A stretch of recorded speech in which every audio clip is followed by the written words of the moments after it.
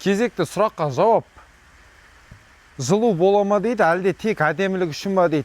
Достар, қараңыздар, бұның ішіндегі пеноплексінің талшынасы 1,6. Енді ең жұқа пеноплексінің өздерін білесіздер, 1,6 болмайды, 2 болады, 2-ден ары кете береді. Өздеріңіз үшін тағы жылулап алсаңыз болады. Артына пенопласт, минплита, минвата, неше түрлі жылу оқшаулағыш нәрселер көп қой, достар. Соларды қолдансаңыздар болады. Мынау жылы болады, әрі әдемі болады. Біздің сэндвич панельдер ыстық суықтан қорықпайды. Қыс, жаз 100% ешқандай температураға өңі кетпейді, түсін жоғалтпайды. Осындай әдемі, керемет, сапасы өте жақсы, достар. Ыстық суықтан қорықпайтын сэндвич панельді келіп, таңдап, осы жерден қалаған расцветкіңізді түртсін.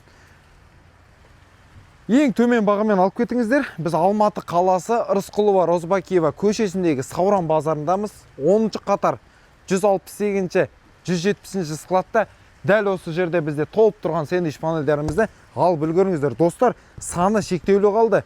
Және де бір 2 күндік жақсы акция жариялайын деп жатырмын. Видеоның соңына бағасын хабарласқан клиенттерге секрет ретінде звондап айтатын болам. Звондаңыздар, жазылыңыздар, келіңіздер. Өте жақсы, сапалы сэндвич панельдерді алып, үйлеріңізге орнатып, сыртқы немен қаптайым деген сұрақты ұмытыңыздар, достар. Бұл жылы да ұстайды, суықта өткізбейді, ыстық өткізбейді жазда.